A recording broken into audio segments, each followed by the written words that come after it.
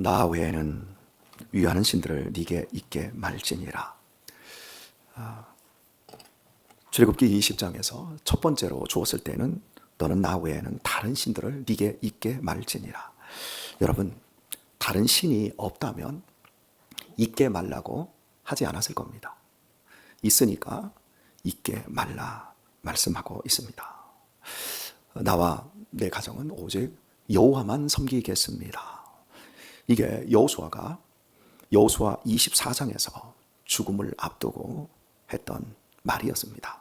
즉 10계명의 첫 번째 계명을 여호수아가 말한 겁니다. 오늘 우리가 읽은 본문은 신명기 5장입니다.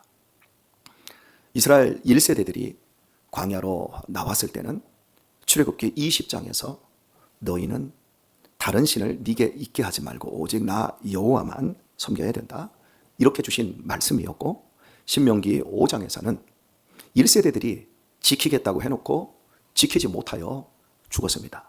그리고 2세대들이 이제 젖과 꿀이 흐르는 가나안 땅에 들어가 정복 전쟁을 벌이고 그 땅에서 오래도록 아들과 손자를 낳고 살게 될 때에 이 말씀을 다시 지켜야 된다, 10계명을 놓치면 안 된다, 이 말씀을 주고 있는 겁니다. 그리고 여호수아 24장은 가나안 정복 전쟁을 다 끝냈습니다. 여호수아는 늙고 병약하고 이제 죽을 때가 되었을 때 모세가 증거했던 그 말씀을 가지고 가나안 정복을 했던 그 30여 년의 세월들을 돌이켜보면서 이제 결론을 내립니다. 오직 하나님만 섬겨자. 이제 하나님만 섬겨야 된다. 그런데 우리가 가나안 땅에 들어와 삶이 안정되기 시작하면서 하나님을 버렸다. 그러나 나와 내 가정은 오직 하나님만 섬기겠다, 이렇게 비장한 결심과 유언을 남기는 장면을 보게 되어집니다. 모세보다 여호수아가 10계명에 훨씬 더 근접하게 당사자라고 할 수 있겠습니다. 왜냐하면 출애굽에서 시내산에 올라 모세가 10계명의 두 돌판을 받을 때 그 옆에서 40일 동안 모세의 시종 눈의 아들 여호수아가 모세를 수종들었더라, 그렇게 말해요. 그러니까 10계명을 받을 때 원래 있었고, 그리고 오늘 본문에서 두 번째 이야기했을 때 여호수아와 갈렙만 살아 있었거든요. 모세가 다시 한번 10계명을 설교할 때 그 자리에 있었습니다. 그리고 모세는 이제 죽습니다. 그리고 마지막 여호수아 24장에는 여호수아 혼자 남아 있습니다. 그러니까 하나님의 말씀에 대한 처음 믿겠습니다. 그러나 믿지 못하여 죽은 세대들이 있는데 자신만 살았습니다. 그리고 다시 이 10계명을 설교로 들었고, 그리고 마지막 인생의 끝자락에 섰던 여호수아, 그는 직접적으로 이 10계명의 증언자라고 할 수 있을 것 같습니다. 다른 신들이 많습니다, 여러분. 그래서 다른 신들을 네게 있게 말지니라. 대체 왜 이렇게 다른 신들을 이야기하나? 사랑하는 교회 여러분, 여러분은 삼위일체 하나님을 믿는 줄 제가 알고 있습니다. 맞지요? 이 말씀을 그대로 적용을 하면 나 외에는 위하는 신들을 네게 있게 말지니라, 우리는 아멘 하고 있다라고 생각할 수 있습니다만은 이게 그렇게 쉬운 문제가 아니더라는 거죠. 기독교 내에도 크게는 보수주의와 자유주의가 있습니다. 그리고 정치적으로 진보와 보수가 있습니다. 얼마나 미워하고 얼마나 서로를 경시하고. 여러분, 한 하나님을 섬기면 이런 일이 발생할 수 있을까요? 한 집안에 자식들이 많습니다. 아버지와 어머니의 성품과 인격과 뜻을 받드는 온전한 자식들이라고 하면 절대 다투지 않을 겁니다. 그런데 아버지의 뜻과 아버지의 인격과 전혀 상관없는 자기만의 아버지, 자기만의 엄마, 이런 색깔을 가지고 있기에 끝없이 자식들이 싸우게 되어집니다. 이렇게 우리는 명분과 어떠한 거대한 대주제를 가져다 놓고 우리는 하나님을 섬깁니다. 삼위일체라고 하는 그 신학적이고 어마어마한 담론적인 그 하나님을 우리는 이 글자 속에 가져다 놓고 실은 내가 나만 믿는 나만의 형식의 하나님을 섬기는 경우들이 허다하게 있을 수 있습니다. 제가 여러분에게 한번 질문을 한번 던져볼 테니까 대답을 하지 마십시오. 권선징악이라고 하는 말을 여러분 아시지요? 사자성어 중에 하나인데 권선징악, 선은 권한다. 그리고 악은 벌한다. 이런 뜻입니다. 그리고 이제 이것은 대체적으로 우리의 삶 속에서 선한 것은 반드시 이긴다. 그리고 벌은 반드시 받게 된다. 죄는 악은 벌받는다. 그래서 이 권선징악이라고 하는 이 모티브가 영화나 드라마로 다 들어오고 소설로 들어옵니다. 여러분이 보는 영화에서 마지막 끝에는 누가 이겨요? 반드시 주인공인 선한 주인공이 이기지요. 혹시 마지막에 악인이 이기는 영화를 여러분 보셨습니까? 하나 있어요. 저는 그걸 봤는데 기분이 되게 안 좋더라고요. 내가 이 영화를 왜 봤나 싶더라고요. 주인공이 처음부터 악인들에게 되게 공격을 받고 억울하고 원통하고 눈물 흘리고 한많은 세월들을 보냅니다. 그리고 여러분이 이제 영화나 드라마를 보면 그 선한 사람들이 더 많이 고난을 받는 걸 보시잖아요. 그죠? 그래서 그 영화가 그 말미에 가면 다 그 억울함도 해소되어지고 백설공주나 뭐 이런 동화처럼 마지막에는 행복하게 잘 살았더라 이렇게 나와야 되는데 그 영화가 마지막까지 막 고생하다가 더욱더 고생하다가 마지막에 허무하게 총 맞아 죽어버려요. 그 영화를 보고 나서 제가 이게 뭐지? 안 끝난 것 같아요. 그래서 느낌이 이게 다음번에 이 사람이 부활해서 영화가 다음 속편으로 부활해서 이게 나와서 이 원수를 갚는 걸로 끝나겠지라고 했는데 영화가 나온 지 10년이 넘었는데 안 나옵니다. 끝입니다. 부활은 없습니다. 현실 세계 속에서. 우리가 궁극적으로 영화를 보고 드라마를 보고 소설을 읽는 이유는 마지막이 좋기 때문에 그렇습니다. 혹시 여러분 태백산맥이 있지요? 태백산맥이라는 조정래의 대하소설이 있습니다. 그것도 마지막이 그렇게 끝납니다. 이렇게 두꺼운 여러 권의 책이 그걸 밤낮을 가리지 않고 계속 읽는데 마지막에 정말 좋겠지. 그런데 마지막에 수류탄을 가지고 거기 주인공들이 자기들끼리 밀리고 밀려서 지리산 어느 그 숲속 참호 속에서 동굴 속에서 수류탄을 딱 까고 함께 자폭하며 죽어가면서 뭐라고 얘기하냐면 이제는 우리는 역사 전쟁으로 우리가 가지고 있는 이 사회주의 이념을 실현한다. 그리고 딱 죽어요. 그리고 끝나버려요. 여러분 태백산맥이 몇 권인가 모르겠는데 하도 읽은 지가 한 20년이 돼서요. 아니 최소한 한 8권 9권입니다. 그걸 읽어놓고 마지막에 그렇게 끝나니까 너무너무 허무한 거예요. 한번 제가 여러분에게 지금 물었습니다. 이렇게 지금 권선징악에 대해서 얘기하는 것 직접적으로 이제 질문을 한번 해볼게요. 선과 악이 싸웁니다. 누가 이깁니까?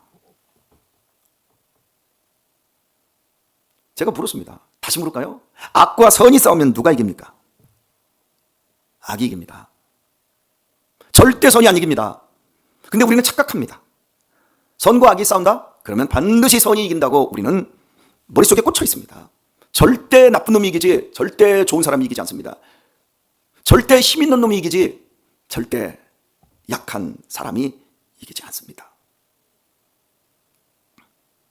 이게 지금 이해 안 될 거예요. 권선징악이 나오게 된 그 책이 보면 공자가 그 지은 그 춘추의 좌시전에 나옵니다. 이게 원래는 노나라의 정치 철학을 집대성해서 춘추라고 하는 것으로 공자가 남긴 겁니다. 당시에는 춘추 전국시대였습니다. 힘 있는 놈이 세상을 지배하고 옆나라로 쳐들어가고 그래서 중국이 정말 혼란의 도가니였을 때였습니다. 그런데 권선징악, 선이 이긴다? 악은 반드시 징벌된다? 왜 이런 걸 썼냐면 당시 노나라가 가장 힘센 나라 중에 하나였습니다. 주변의 나라를 복속합니다. 죽입니다. 마음껏 때려 부숴버립니다. 그러면 반발할 거 아닙니까? 반발하니까 반발을 못하게 하려고 반드시 선은 이기니까 니네들 반발하지 말고 그냥 참고 살아. 그 시간 동안 악은 활개를 정당화를 시키며 쓰겠다는 겁니다. 이런 것을 우리 사회가 지금까지 계속 가르치는 겁니다. 그럼 목사님 모두 악한 사람이 되라는 얘기입니까? 여러분은 그렇게 말씀하고 싶을 겁니다. 그러면 여러분 생각해 보세요. 악은 망해요, 안 망해요? 악이 망하는 건 선에게 졌기 때문에 악이 망하는 게 아니라 악이 망하는 이유는 말 그 자체로 악의 성질이 망하는 것이기 때문에 망하는 거예요. 이거 이해되셨어요? 선과 악이 직접적으로 부딪혔을 때는 무조건 선이 집니다. 악이 이깁니다. 그런데 이긴 악이 그대로 가만히 있으면 그 악의 본성은 썩어지고 부패하고 망하고 끝장나는 대로 가는 겁니다. 표현을 한번 구체적으로 한번 해드릴게요. 일진이 있습니다. 학교에. 요즘은 일진이 고등학교에 비해서 이제 중학교로 내려왔습니다. 예전에는 일진이 고등학교 시절에 활개를 쳤는데 지금은 내려왔습니다. 학교 폭력이 하향되었습니다.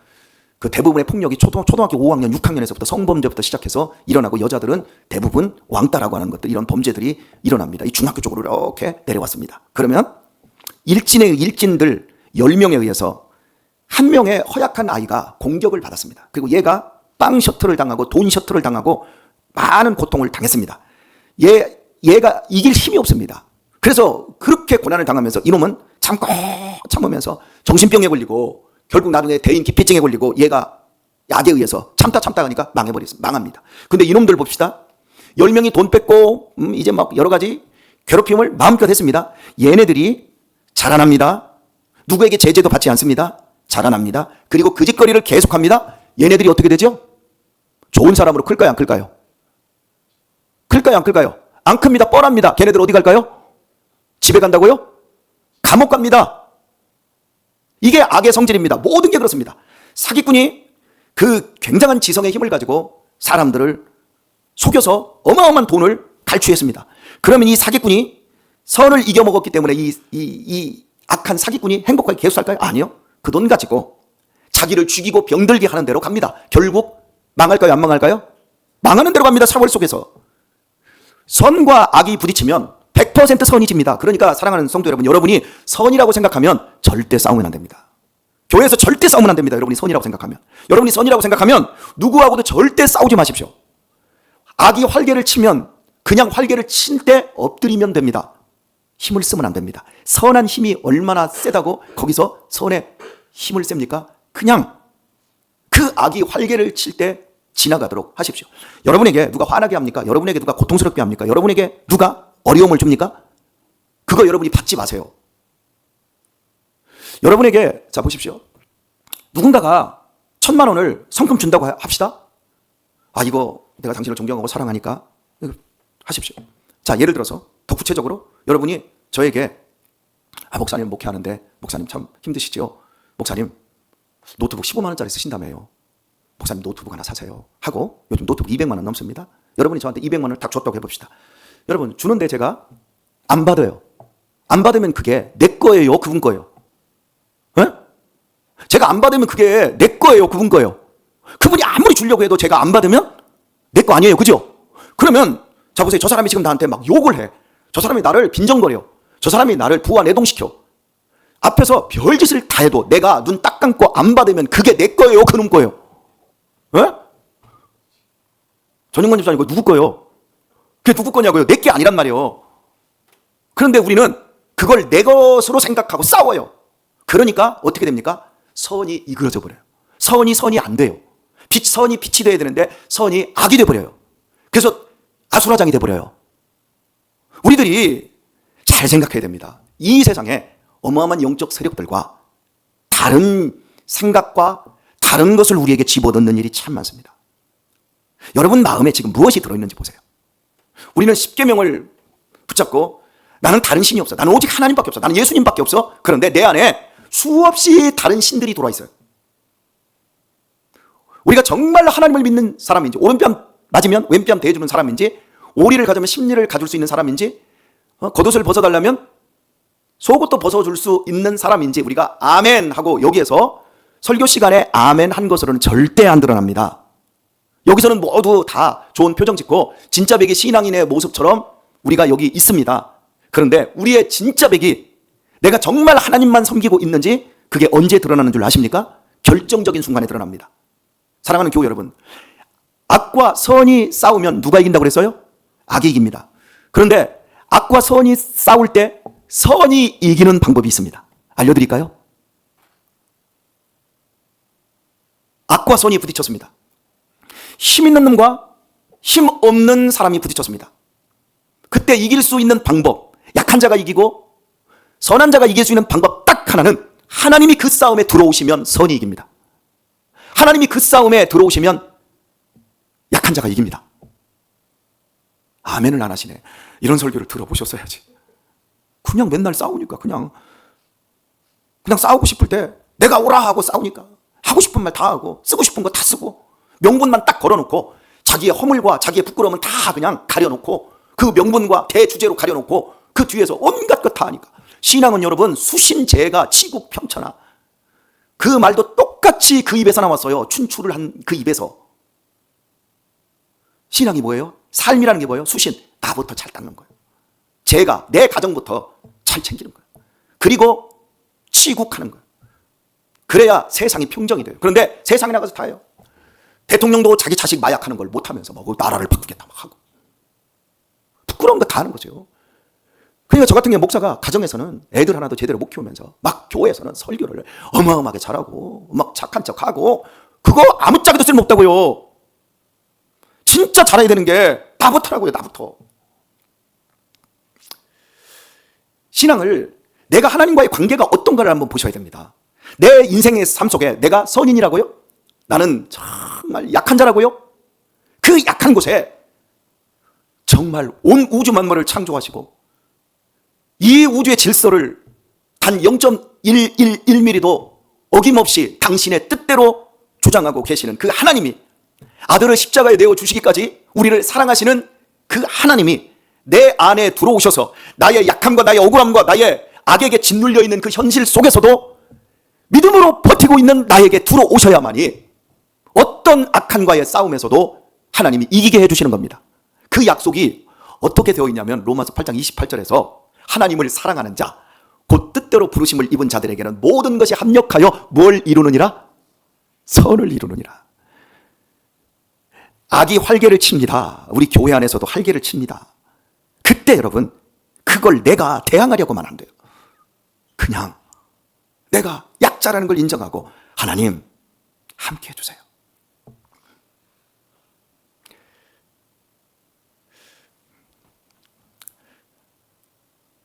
우리 인생 속에서 내가 정말 다른 신을 섬기지 않는다라는 것, 오직 하나님만 섬긴다라고 하는 것, 그게 언제 결정적으로 드러날지 한번 쉽게 예를 한번 들어보겠습니다.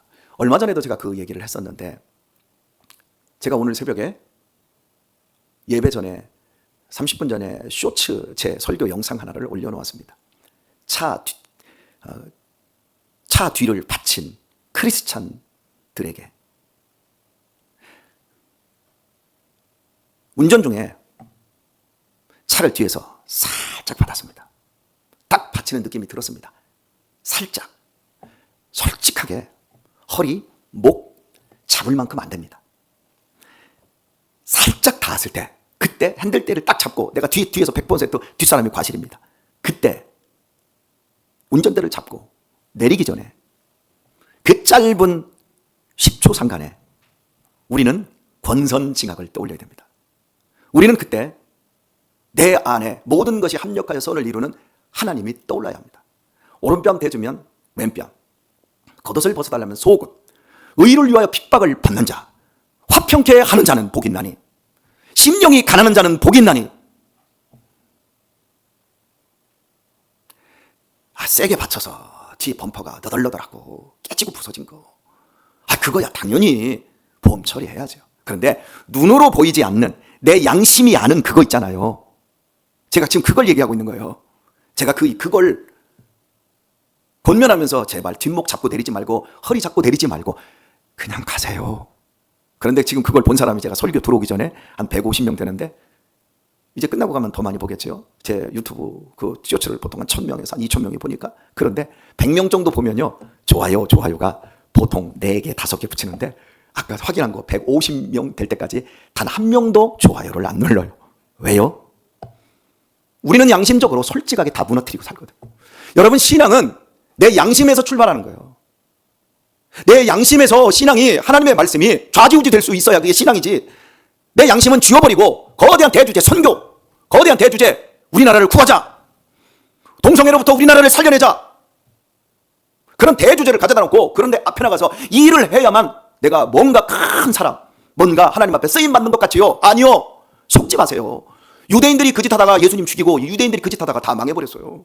신앙은 아무도 없는데, 아무도 없을 때 내가 어떻게 행동하느냐입니다. 그때 내 신앙의 모습이 보여집니다. 이건 칼빈이 말했어요. 네가 진짜 신앙인인지 그건 골방에 들어가 봐. 너 혼자 있을 때 봐. 여러분은 혼자 계실 때 뭐 하십니까? 넷플릭스로 영화를 보십니까? 여러분 혼자 계실 때 뭐 하십니까? 그때 조용히 기도할 수 있는, 주님과만 소통할 수 있는 행복의 시간이다. 기도하십니까? 기도를 새벽 기도에만 나오고, 죄송합니다, 목요 기도에 기도 열심히 하세요. 너무 감사합니다. 그때만 나오고 나머지 시간은 기도 안 해도 돼. 혼자 있을 때는 그냥 영화 봐. 집에 가서는 드라마나 그냥 때려. 여러분 기도하는 거 제가 물어볼게요. 엄장로님 개인적으로 기도 생활을 어떻게 하십니까? 이건 지금 우리에 대해서 목사님 그런 얘기를 하지 마세요. 이게 제일 왜? 우리 개인적으로 기도 생활 어떻게 하냐 그러면 뭐라고 얘기할 게 없어요. 왜 안 하니까? 대부분이 그 못하니까. 그런데 함께 모였을 때는 막 손들고 막 아버지 주여 찾고, 자 찬양하는 것도 그렇습니다. 삶에서 찬양을 어떻게 하며 사십니까? 순간순간 매일매일 그 찬양하는데 나쁜 생각하고 악에게 대들고 할 수 있을까요? 못합니다. 그런데 구분해 놓은 거예요. 여기에서는 사람들이 있는 데서는. 권 목사님은 그러면 찬양생활 기도생활 어떻게 합니까? 안 합니다. 그렇게 제가 얘기할 수 있습니까? 아이고 잘하죠. 시간 있을 때. 쉽게 더하기는 거짓말로 갈 수 있는 거죠. 그런데 참된 신앙, 우리가 다른 것 믿지 않고 오직 하나님만을 믿고 있다라고 하는 이 신앙이 무엇으로 나옵니까? 내 양심 속에서.